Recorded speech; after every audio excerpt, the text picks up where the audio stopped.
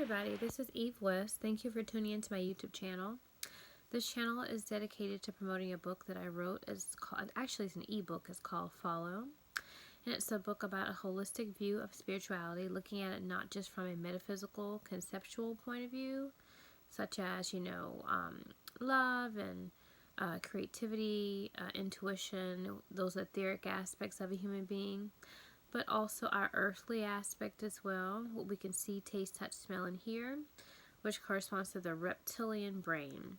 And so I look at the psychology of a human being, and I kind of bridge the gap between the physical and the metaphysical, and show how the various constructs of the matrix, how they actually work to divide the mind between what you would call the conscious and unconscious, or Adam and Eve, or Isis and Ra, or God and the devil, whatever you want to call it.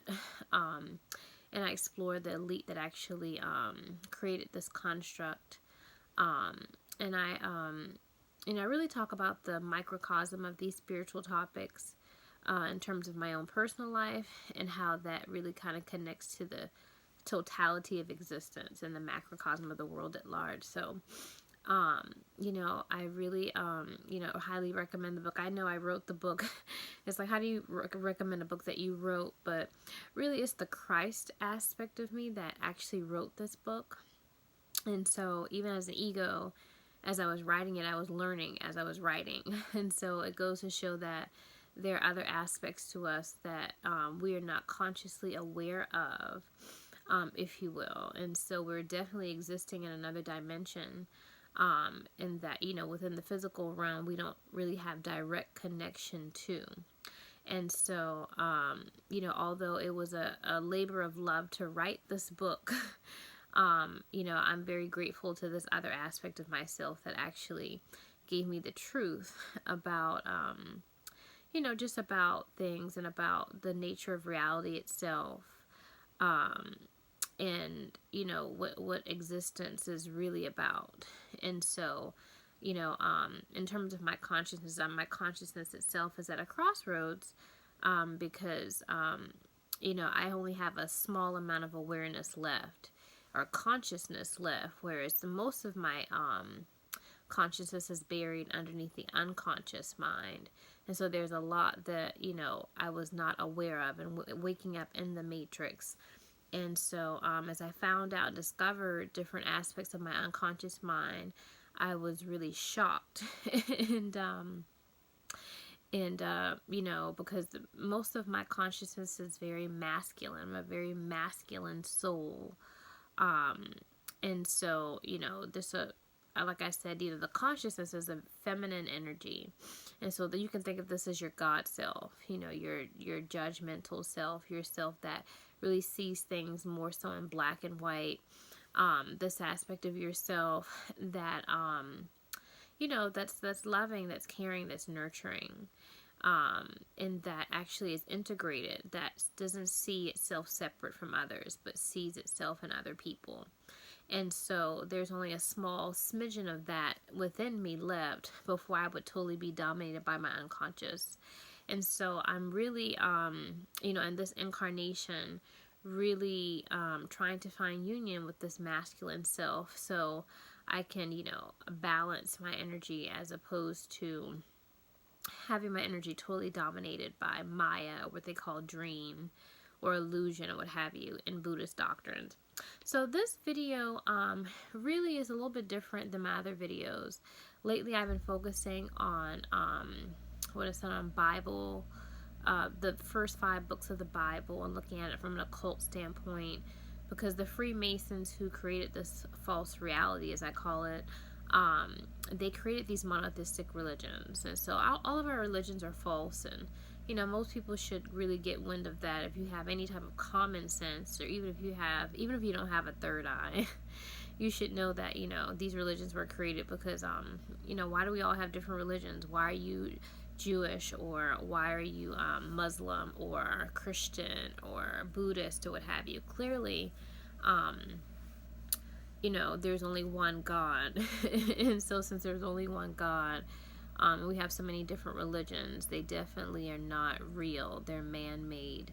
So I wanted to, really focus on something in the New Age. The New Age is a movement that I actually was, I guess, I don't know, I've definitely been swindled, if you will, by the New Age movement, and getting into it, because I'm a very feminine ego. Although I'm very masculine as an astral unconscious, the small amount of consciousness I have is very feminine. And since I'm very feminine, when I adopted a lot of the spiritual practices of the New Age, I became even more imbalanced. And so feminine spiritual practices are things like meditation and eating vegan and stuff like that. And if you're really looking at the laws of the universe, there's a lot of life force when it comes to vegetables. So there's a lot of life force in vegetables. And so if you're very etheric already and very spiritual already, and you're eating a lot of vegetables, it's going to make you even more feminine. And so it's important when you're a super duper feminine ego to incorporate more masculinity within your spiritual practices. So to be a little bit more selfish and materialistic, I would say even sexual, adopting, just being more gratifying to the body is actually, I would say, more in tune with us, with a soul that is more feminine. And you see this in children, because when children first, children are closest to their spiritual selves. And so one thing about children, they're very materialistic. They're very much, want stuff, if you will, always asking their parents for stuff, and they hate vegetables. And so you ask yourself, well, why is that? Why are children so materialistic and gimme? It's because it has metaphysical meaning.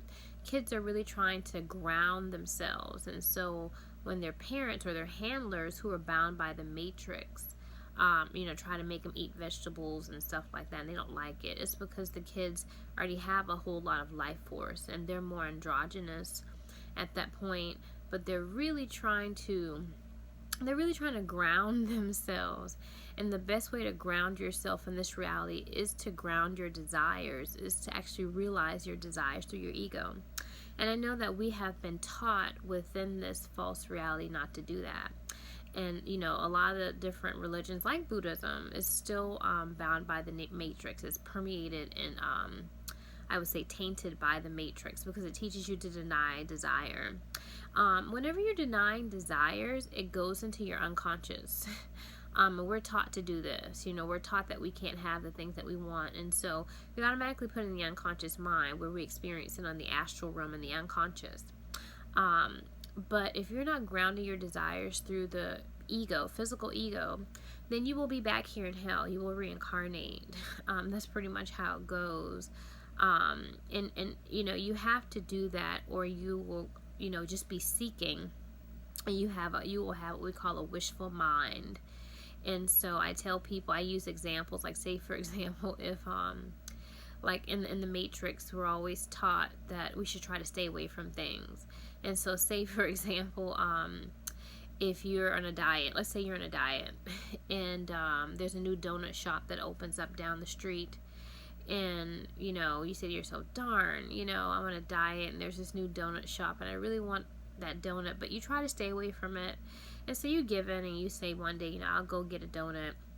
And then, you're like, you have that one donut and you think to yourself, okay, I've tried it, or what have you, but you keep thinking about those donuts. And so maybe, like, a couple of days goes by, you go back to the donut shop and get another donut. And, you just can't help but go back to the donut shop. And so really what you're doing is you're working against your nature, actually. Your nature is, what, I really want those donuts. But instead of really grounding that, you just, take a portion of it, if you will. And that's how our reality is designed. It's not designed for you to have, to really indulge, but just to have a little bit of something as a tease, if you will. And so I tell people, the best thing to do is to go to that donut shop and get a dozen of those donuts and eat every last one of them. And I promise you that once you get through those dozens of donuts, that you will not want to go to the donut shop anymore. Or if you do go, you will genuinely only go for one donut. And that's all you will want, because you would have burned out that desire. And so, we see this in certain things like addictions. When you're really studying psychology, and oftentimes people, they try to get away from their addictions, and they I guess you would say they go back to the addiction because they haven't hit a bottom. And so you really have to embrace your addiction and really get into your craving and your desire so you can burn it out. Once that desire is burnt out, you really don't want to go back, if you will, to that drug or whatever it is that you're addicted to, because you realize what happened to you when you really fully indulged. There's no wanting for it anymore. You've really grounded it. You've experienced it. You really felt what it's like to really super duper embrace it, and you've had enough of it. You've had your fill of it, so to speak. So that is really how it is when it comes to desire in the matrix. And so in terms of desire, this correlates to what this video is mainly about, which is called in New Age the Kundalini. It's called the Kundalini. I don't like to refer to it as that as much because it has racial implications. Oftentimes black people are referred to as coons. And so the Kundalini really relates to melanin. Everybody has melanin regardless. But the more melanin you have, the more of a will that you have. And so, melanin is also, is connected to what I call your third eye or your pineal gland. And so the more melanin you have, the more you're able to have insight and knowledge to see past the constructs of the matrix. And so you have insight as opposed to just superficial sight. And so your Kundalini is connected to your soul, which is your melanin. That's why black people often refer to as soul sisters or soul brothers. Your soul is your hue. That's what makes you human. And so the less, of a hue you have, the less human you become. You become a master race where you're totally dominated by the matrix. And so you're super duper blonde, super duper blue-eyed. And so that's why Hitler really valued a master race. It wasn't that they were superior. In fact, that's the very opposite. But Hitler preferred a master race because a master race is able to be controlled by the matrix. And so, like, for example, in the matrix, so let's take, for example, like in schools, right? When information is disseminated in schools. So say if you're in school and you're taking an astronomy course. And so, in astronomy teaches you that the sun is, gives light to the earth, right? And so the sun is not on the earth, it's in the solar system. But every time you see pictures of the earth, you see that the earth is shrouded in darkness from outer space. There's never light out there. It's always surrounded in darkness. And so someone who has superficial sight without the insight of the pineal gland will just take it as face value. They will take it as what their teachers teach them. But someone who has melanin will see past that if the melanin or if the third eye is not thrown off balance, because black people who have the most melanin are targeted the most to throw the third eye off balance. But you have the capacity or the ability, the more melanin you have, to see, when you see pictures of the earth from outer space and how there's no sun there and it's always in darkness, that the sun in this case must be on the earth. It could not be outside, in the solar system giving light to the earth. It would have to be on the earth. And so someone who has insight would ask their teacher this. They would say, hey, I know that you're teaching me that the sun is in the solar system, is outside the earth, but why are all pictures of earth from outer space are shown in darkness? And so you would be what we consider to be a divergent, where you can see past the charade or the illusion, but someone who is absent of melanin will not be able to see past it and will accept the lies of the demiurge, as I call it, or the matrix, or what have you. And so it's little things like that, little glitches in the matrix that can only be caught by the third eye, can only be caught by the pineal gland. And so this is your Kundalini. Really, when your Kundalini rises, you gain knowledge.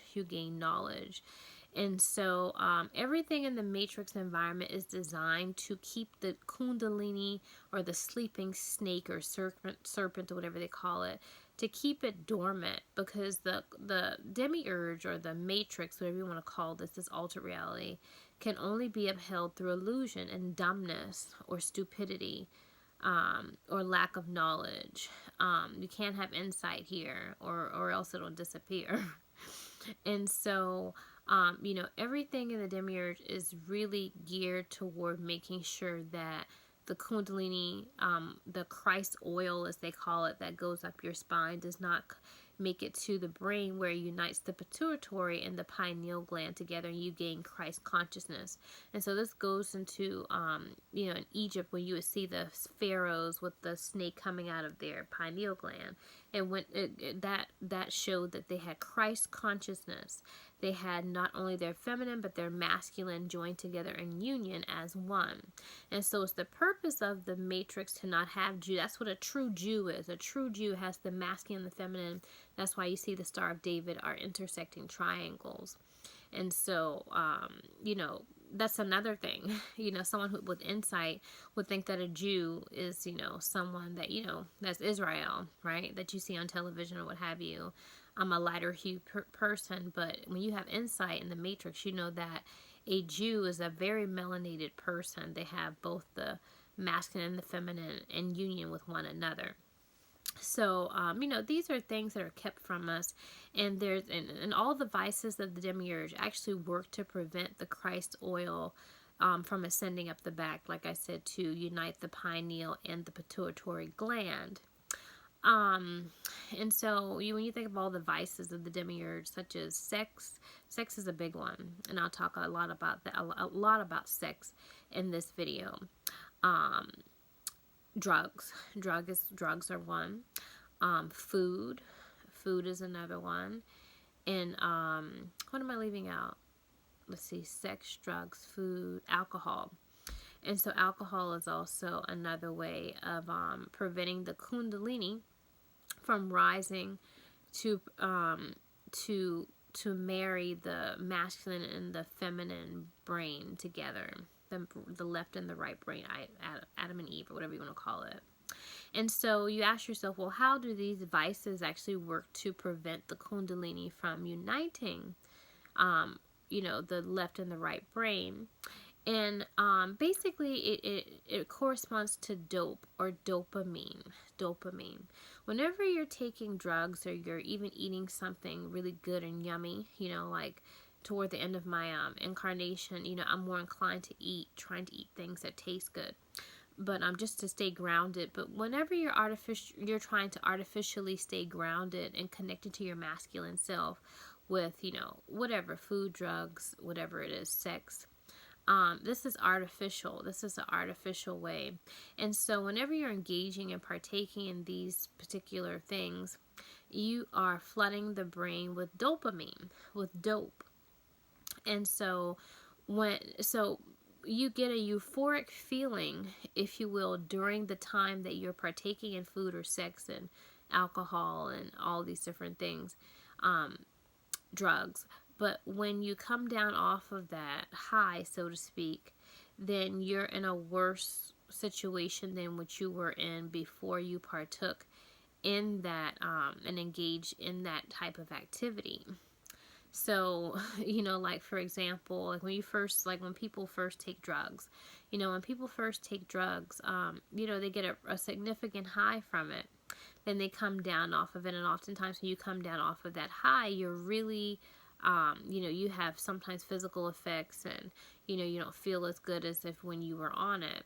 And, oftentimes you have to push the envelope. And so maybe you start off with marijuana, but you graduate to harder drugs like, heroin and cocaine and so forth. And so you keep trying to push the envelope to actually reach the high that you did the first time, trying to achieve that euphoric feeling. And all the time that you're doing that, you're flooding the brain with dopamine, and the brain just becomes used to the high. It becomes used to it. It needs more and more to really gratify itself.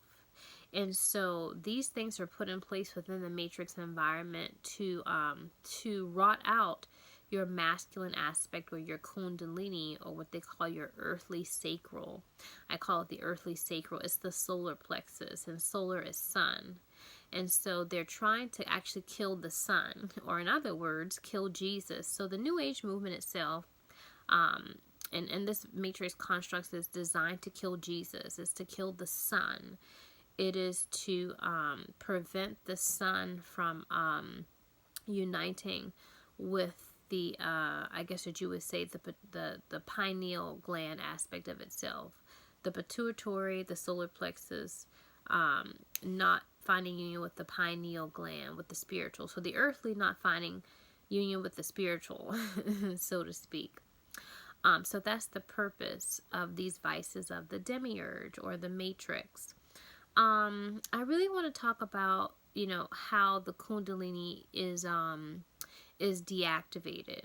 And so one of the major ways is through sexual abuse. This is one of the first ways to damage the soul. And so, when I was a child, I was sexually abused. I was sexually abused to rot out the solar plexus. And the thing is that during this time, I would masturbate a lot as a kid. And so the thing is that, when you're flooding the brain with dopamine, you're having lots of orgasms, if you will. You're preventing the Christ oil from reaching, up the brain, up the spinal column to where the pituitary and the pineal gland is. And so every time you are experiencing a euphoria, such as with an orgasm, it really works to disintegrate you and to keep the pineal and the pituitary gland separate. So this was done intentionally as a little kid to me to prevent this and to cause a super duper surge of sexual desire, so that could be short-circuited or short-circuit my brain, if you will, in that capacity. And so really once that happens, then a being becomes really disintegrated in a way. A being really, can't really see past the constructs of the matrix. And so you pretty much drink the Kool-Aid. And so once sexual abuse happens, then your mind programming begins. And so when your mind program begins, then you start to, get programming through religion and education and stuff like that. But the more melanin you have, regardless of the fact that you may have been sexually abused, you still keep your, you still have the pineal and the pituitary gland still somewhat together, I guess you could say. Like, for example, when I was in school and I started getting programming and education, and, I would take standardized tests, like multiple choice tests, and I would say to myself, this is interesting. I never really wanted to pick one answer. Many people did well on those tests, but I never did because I was a divergent. And I am a divergent. So as a divergent, you are not a black and white, judgmental type person. When you're taking a standardized test as a judgment, you either, the answer is either A, B, C, or D, or maybe a combination, like both A and B, what have you. But when you're a divergent, you can break down answers to where you could give a rationale for all of them being correct or all of them being wrong. You definitely think outside the box. You don't think within a certain frame of mind. And so because of this, I never really did well on tests because I could see answers from all angles. And so, you know, someone who has more melanin has the capacity to do this more than someone who does not have more melanin.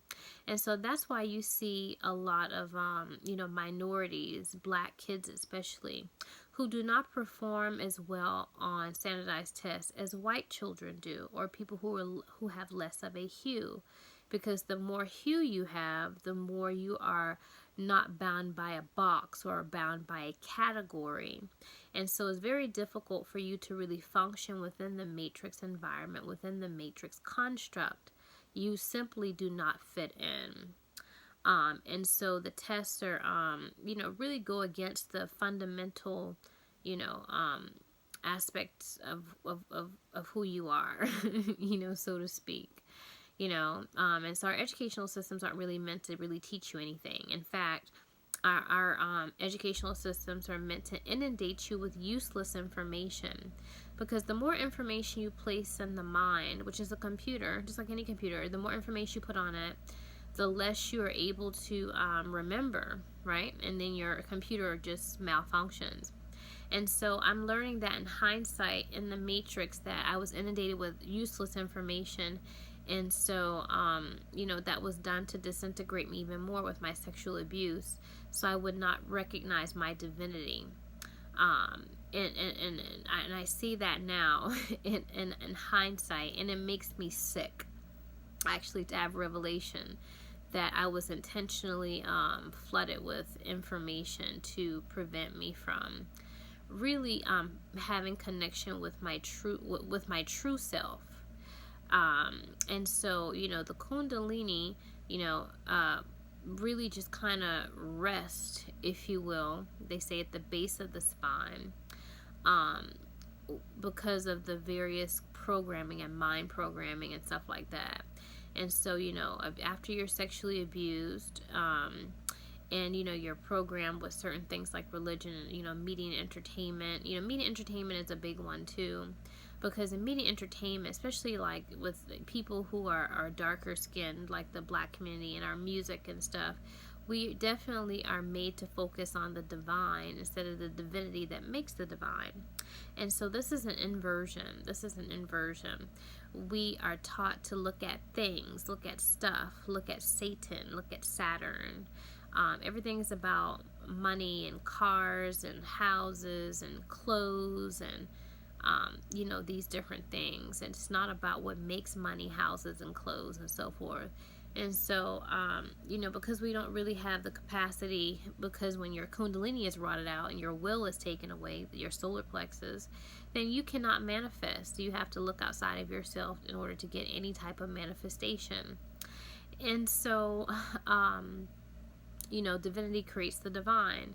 But our music, especially, and, you know, when you look at television programming and so forth, it teaches you the opposite. And so this is another way that the Kundalini is really kept lying dormant, you know, if you will, instead of raising up to have the pineal and the pituitary gland meet.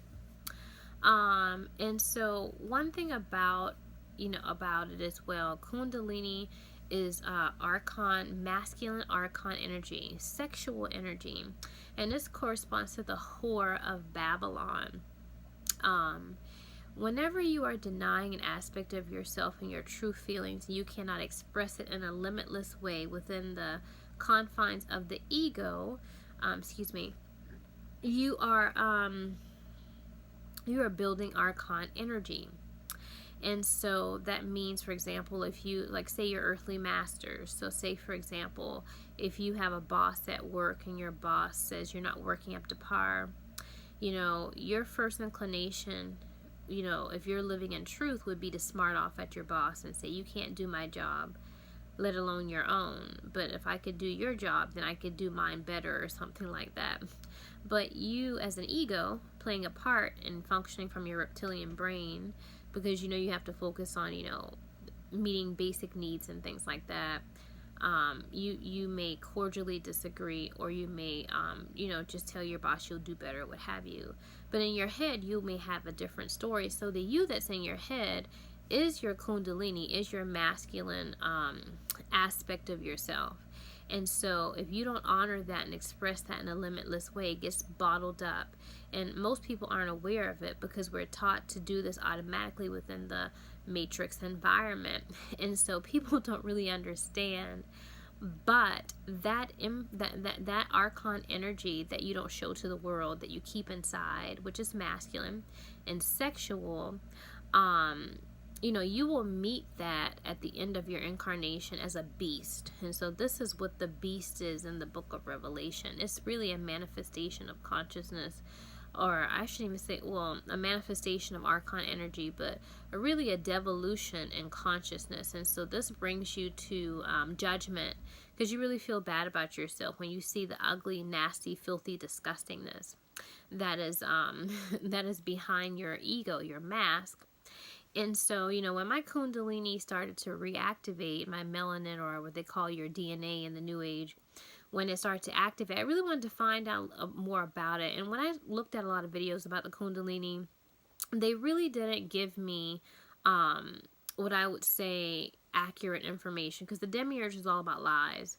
And so people would talk about, my Kundalini got activated and I was so happy and it felt so wonderful, what have you. And so I was looking for that same experience. I was like, okay, that's not my experience, the activation of the Kundalini.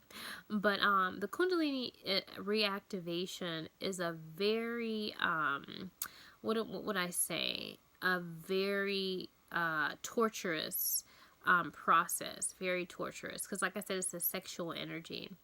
And so when my Kundalini reactivated, all of the things that happened to me as I was younger, because I was shown pornography and stuff like that a lot when I was a little girl, as well, in addition to being molested.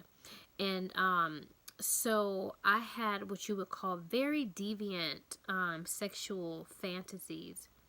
And, I really didn't quite understand, where this came from. But it really came back to childhood and how I was molested, like I said, shown pornography. And, when you, before the age of 7, you're in a theta brainwave frequency. Before the age of 3, you're in a delta.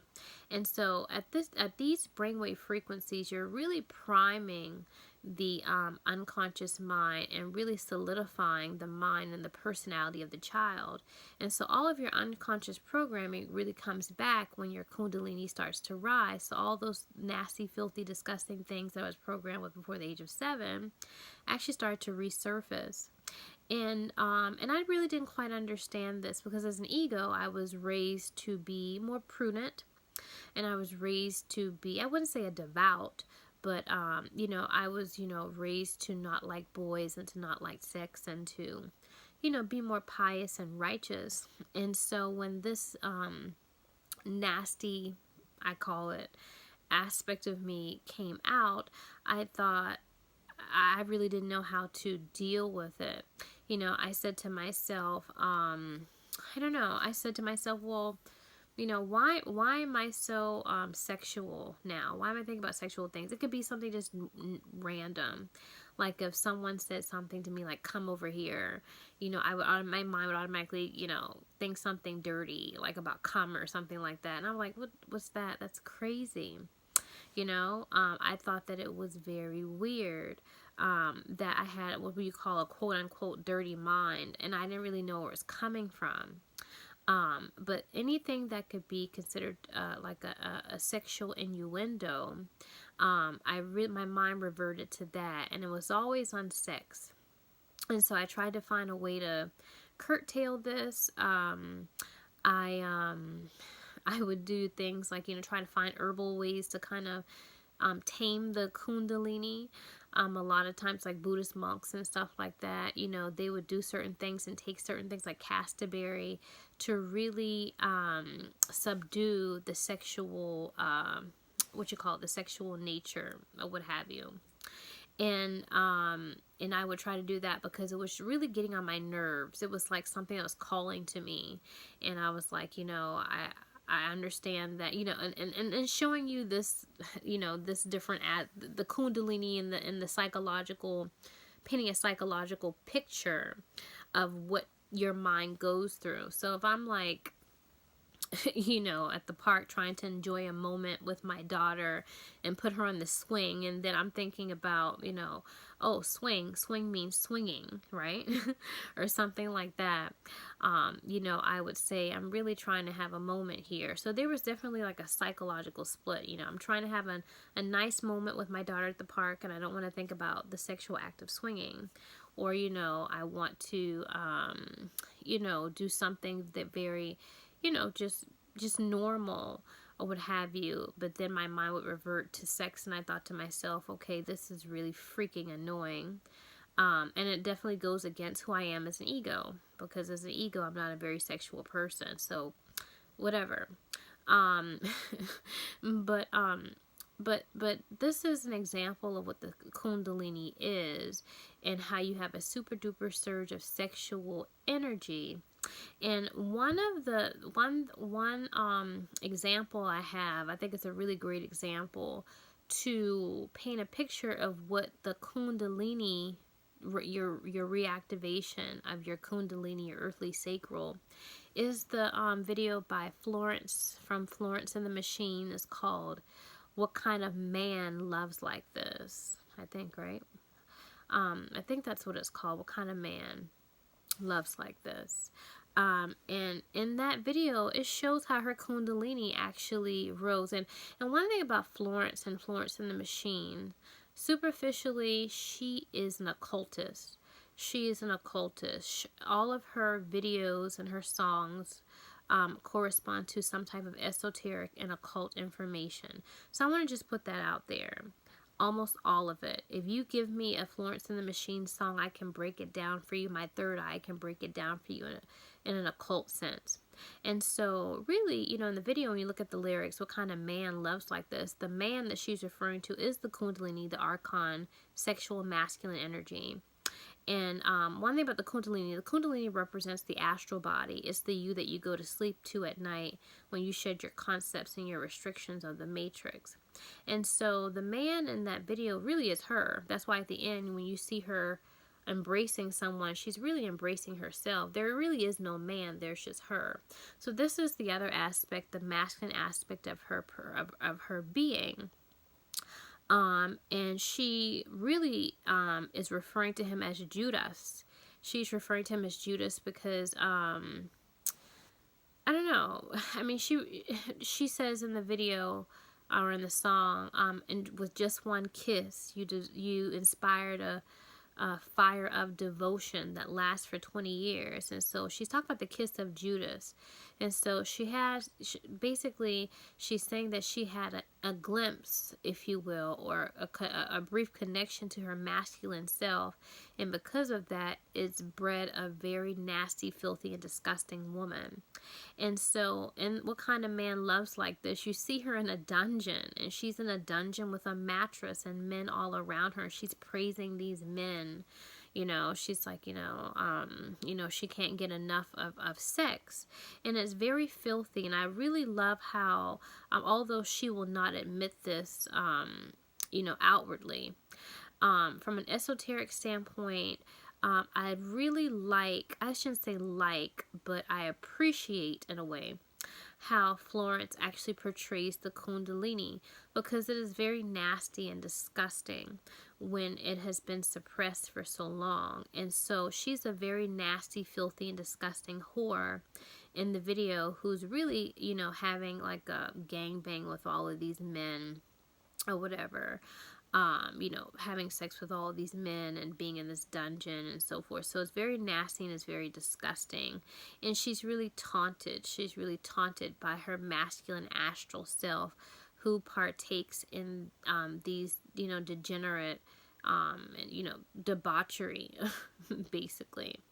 And so not only is it a sexual energy like that, but the Kundalini also has a lot of anger, because one thing about it, you know, we're limitless beings, and so although we're in the coffin of a body, the energy within it wants to be limitless and wants to express itself. And so this creates a lot of anger.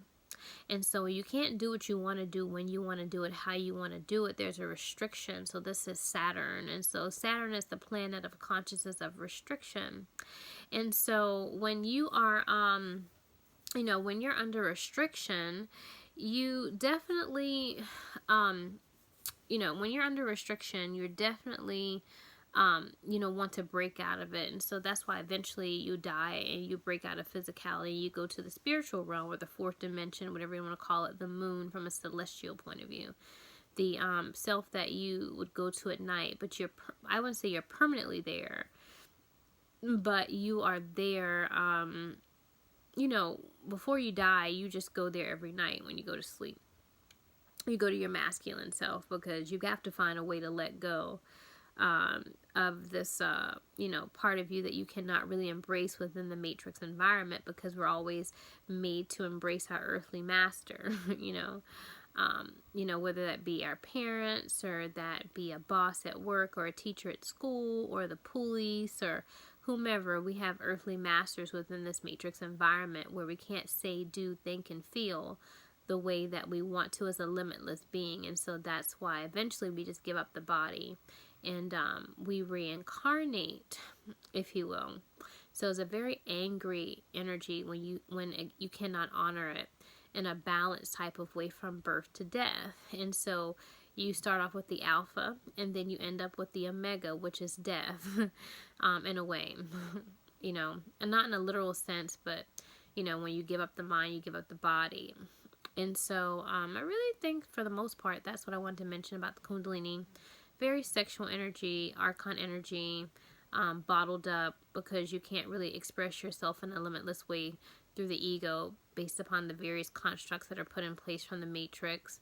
And how it accrues a lot of guilt, because the Kundalini, the masculine aspect of you, feels that it hasn't been honored. And so it will start to afflict you, and you will go through what we call crucifixion. And so we see, like, for example, in Florence and the Machines, What Kind of Man Loves Like This? At the end, Florence is being baptized. And so she's being baptized because she's gone through hell, if you will, with her Kundalini, with her soul, with her masculine aspect of herself, that is, trying to find union, and trying to find realization through her. So this is God basically trying to find realization, because although God really is not a man per se, God is a woman, but because the woman cannot express her masculine self, the masculine self can express itself through the feminine ego, then the masculine self just puppeteers the feminine ego so it can actually have what it wants on the astral realm.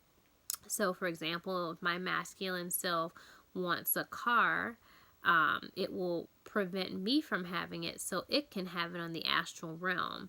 And so, it kind of goes to show that, if you are like deficient in your masculinity as an ego, then you're inflated, if you will, in your masculinity as an astral spiritual body. So that means if you're really poor here, then you're really rich, in the astral. Or if you're really rich in the astral, then you're really, or if you're really rich here, then you're really poor in the astral. So, the astral is what really governs, this reality. In the astral aspect of who you are, the masculine part of you is connected to the people who created this construct in the first place. So, for the most part, that's all I want to mention about the Kundalini, just to give you some real esoteric knowledge about it. Don't believe the New Age, because it's a lie. It's just designed to actually kill Christ, if you will. And so I've spoken about in other videos how they intend to bring in the Antichrist, which is King James of Scotland. He's the elite that they plan to bring in as the Antichrist. And so, the Pope's Hall looking like a reptile, eating the people, that is really what they're gearing up for. And so King James of Scotland is a reptile. He represents a very polarized soul. Where he's only about what you can see, taste, touch, smell, and hear. Only about the material, and not about actually marrying a feminine aspect of himself. And so that's why King James of Scotland is always portrayed as being, or the Antichrist is portrayed as being gay. And King James of Scotland is known to be gay.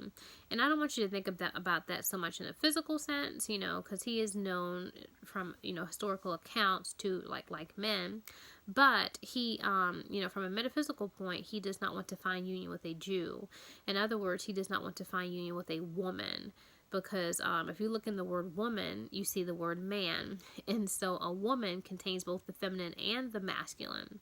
Whereas King James of Scotland, he prefers men. He prefers people who are dominated by their reptilian brain, because that is how he is. Since he's a reptile, he wants a reptile. I guess it's kind of like, you have to be equally yoked when you're married. Like if you're a crackhead, then your wife has to be a crackhead too, type of thing. So. You don't feel comfortable when you're a crackhead, your wife's not a crackhead, and you're like, oh, I'm cracky, and so he's I guess what you would call like a spiritual crackhead kind of sort of thing. I don't know, no offense, but but anywho, I just wanted to end this video on a lighter note with all of the negative things that I had to say, in terms of the Kundalini and how sex is definitely used to damage the soul and so forth, and how within this realm they teach us to rot out the Kundalini. And I want to mention too about that, because sex is a weapon to rot out the Kundalini. Everything's about sex. Sex is infused in everything, candy commercials, and you always see something, about like sex toys and stuff like that. Those things run out your Kundalini. They want to keep you coming. In other words, they want to keep you orgasming and flooding your mind with dopamine, so you have no more will. But once you can control the Kundalini and the sexual nature, and once that a certain period of time passes, the sexual aspect will level off. And when the sexual aspect of the Kundalini rising levels off, then it actually is transmuted. It becomes transmuted into knowledge. And so this is where you reach your more androgynous state of when you were a child. And so that's like children, when they come into the world, children do not seek outside of themselves. They're holy. They're more holy, although they identify physically with a gender. They either have a vagina or a penis. They're not, looking for the other. They're not trying to copulate. And so when you can actually transmute the sexual nature of the Kundalini, then you won't want to copulate. You'll be you have more clarity, and you'll you'll reach higher levels of understanding, if you will. And so the sexual nature will become just pretty much non-existent. And if you do copulate or feel the need to copulate, it will be in a very tantric way. It will not be in a physical gratification type way. Most people, monkey minds I call them, or reptilian brain people, want to copulate for the physical gratification. But when you're reaching your Christ self, you want to find union, you're not doing it. Soul sex is different than regular sex, if you will. And it's very difficult to explain what it's like to have soul sex. I don't really think that it's something that you can really put into words when you're having soul sex. It's different. So, but I don't know, maybe I can find a way to articulate what that's like for you. But it's not like a reptilian brain sex, if you will, where you're just kind of getting off. I guess it's on multiple levels. Maybe that's what it is. There's many levels. There's a physical, emotional, and mental aspect to human beings. So when you are having sex as a reptile, it's just someone functioning from your superficial sight alone and not your pineal. You're wanting physical gratification. But when you're having soul sex, you are you're really having sex mentally, physically, and emotionally. And so it really intensifies the effect to where you don't really have a conceptual way of really explaining and describing what it's like. So thanks guys for clicking on this video and learning about the Kundalini. If you like I said before at the beginning of the video, that my channel is about promoting a book I wrote. It's called Follow, and so I have a link in the description section for you to click on to purchase the book if you're interested in exploring more of the metaphysical and physical topics that I talk about and explore in my book and on my videos. So thanks very much, and I will see you in my next video.